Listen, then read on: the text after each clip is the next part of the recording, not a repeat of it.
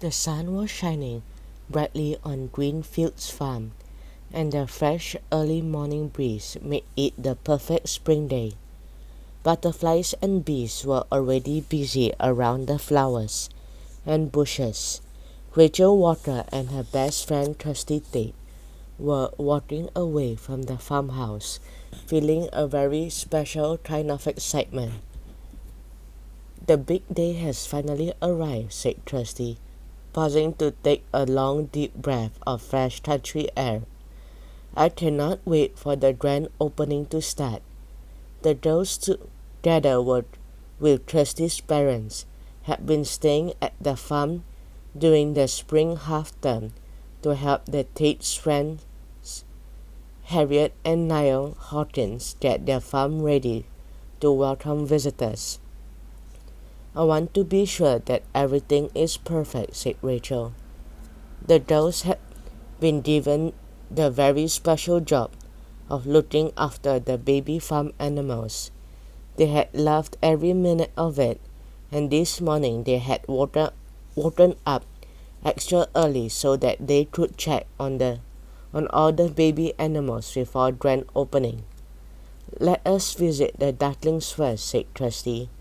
They walked past the barn and along the winding path that led to the duck pond. As soon as they walked between the trees, they saw the glittering water of the pond, with its tall reeds and its happy ducks. Lots of the little ducklings were quacking as they splashed around. "They all look fine," said Rachel. "Shall we check the lambs next? I love the way they bounce around when they see us. It's as if they've got springs in their hooves." In the sheep pasture, the lambs bounced just as lambs should, and Rachel and Kirsty gave them some food and patted their fluffy white wool. Their eager baying made the girls smile. "Fall snacks," said Kirsty. "I wonder if they will still be clean after the bath we gave them yesterday." "No way," said Rachel, laughing.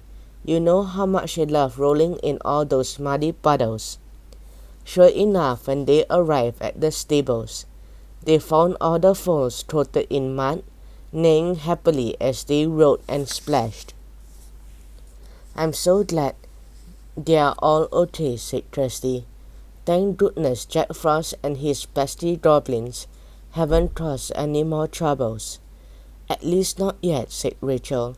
On their first day at Greenfield's farm, Kirsty and Rachel had met the baby farm animal fairies and visited the fluttering fairyland farm, a magical farm hovering in the mid-air among the puffy white clouds. The baby farm animals fairies, Debbie the duckling fairy, Elodie the lamb fairy, Penelope the foal fairy, and Billy the baby goat fairy, showed the girls their magical baby farm animals who live at the farm. But while the girls were visiting the rest of the animals with Francis the fairyland farmer, Jack Frost had stolen the magical baby farm animals, Splashy the duckling, Fluffy the lamb, Frisky the foal, and Chumpy the baby goat. "I keep thinking about poor Snowdrop and the snow goose," said Kirsty. "I hope they're getting a bit more love and attention from Jack Frost now." Jack Frost had taken the animals because he wanted his own private petting farm at his ice castle. The snow goose and her baby Snowdrop were Jack Frost's pets, and they loved him to bits. But Jack Frost had been so busy chasing after the magical baby farm animals that he had been neglecting the snow geese. "Me too," said Rachel. "But most of all, I am thinking about Billy the baby goat fairy. The fairies need all the magical baby farm animals to be safe, or they would not be able to look after the baby farm animals anywhere. As long as Chumpy is missing, the fairies cannot look after the animals."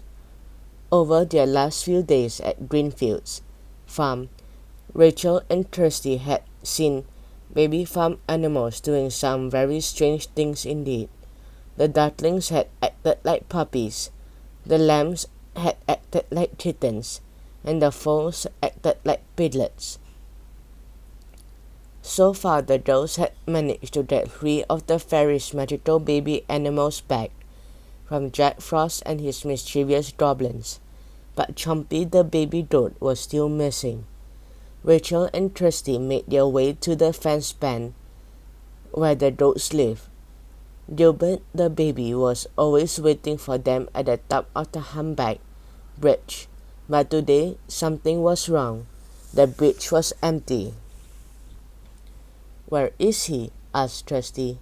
They hurried nearer and then they saw the little goat. He wasn't prancing around like usual. He was patting the ground and making a very strange sound indeed. "It's almost like clucking," said Kirsty. She and Rachel turned to each other as they realized what had happened. "He thinks he is a chicken," said Rachel. "Jack Frost and his naughty goblins are still causing trouble." "We have to find Chompy," said Kirsty, looking at her watch. "The farm opens in an hour. There is no time to lose."